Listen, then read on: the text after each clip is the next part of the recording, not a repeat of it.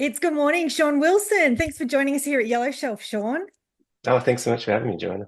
Congratulations. Your book came out this week. Your book is You Must Remember This. Tell us Thank all you. about this book, Sean. I know it's incredibly personal story, or novel that you've written. Tell us all about it. Yeah, so I guess it started as a way to try to understand the experience that my grandmother went through. She had dementia for many years, and I noticed that she was sort of interacting with us in the present, but she was also kind of living in the past at the same time, and it seemed like she was living in many eras at once. And it started as a way to try to understand that, and then the story sort of evolved from there. But the the protagonist and the things in the story, it's all fictional, but I guess the genesis is really from that personal experience of seeing what my grandmother went through. Yeah, and Sean, when I was reading your book, it made me think as a teenager, I experienced my great grandmother go through this. And I currently have a really dear friend whose mother is going through this. So, it's so fascinating about dementia that dementia affects so many people, or we're all connected to dementia. It's mind-blowing the stats on dementia.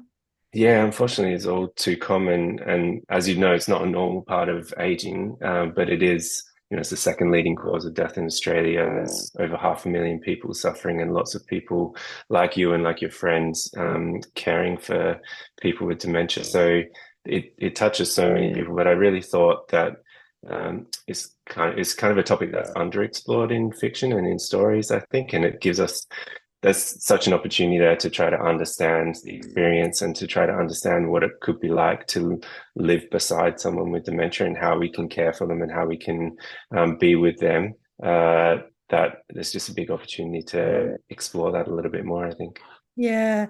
And so what can you tell us about the book that, without giving away too much? I mean, this is a novel about, I guess, the aging mind that probably doesn't necessarily gracefully age in dementia and how, I guess, cruel that can be. What can you tell us about the actual story and the characters intertwined?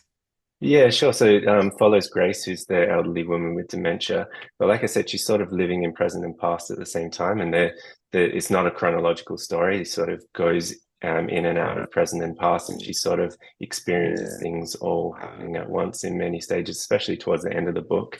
But really, I think fundamentally, it's about the relationships in the story. So the relationship between Grace and her daughter Liz, who's trying to kind of connect with her and try to understand what she's going through and help her, and gets frustrated and finds moments of connection. And then in the flashback scenes, it's really about Grace and her mother Annie and the challenges she had in that relationship. And to me, I guess I was kind of thinking when I was writing it about as we go through generations, there are certain shortcomings that we might pick up from our parents, or ways that they behave that we might carry down through the generations, and what it would take to kind of move against the current in that. And so Grace is sort of, as she's forgetting and trying to hold on to these memories, she's also trying to connect with Liz and trying to change the way that she's related to Liz. And it's almost like a ticking clock. The time is running out because of the condition that she's going through. But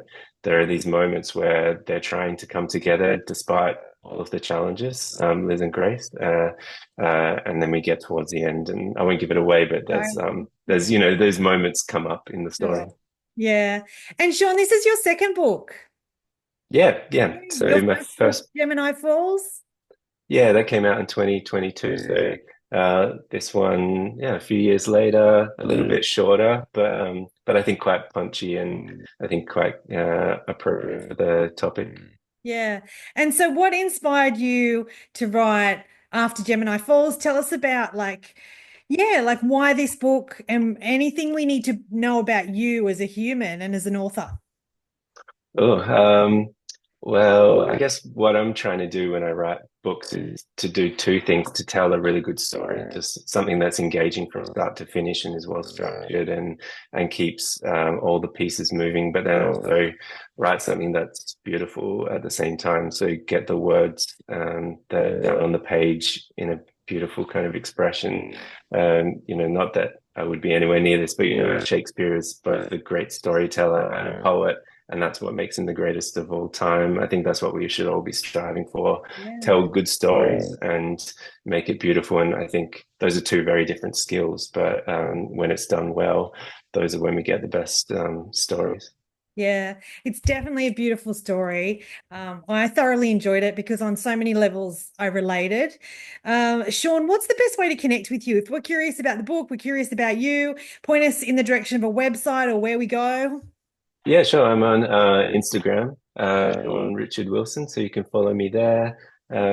Or yeah, feel free to reach out, and I'll be at some events. I'm not sure all of the dates yet, but I'll mention them on Instagram. So there'll be some events in Melbourne, maybe further afield. We'll see. Who knows?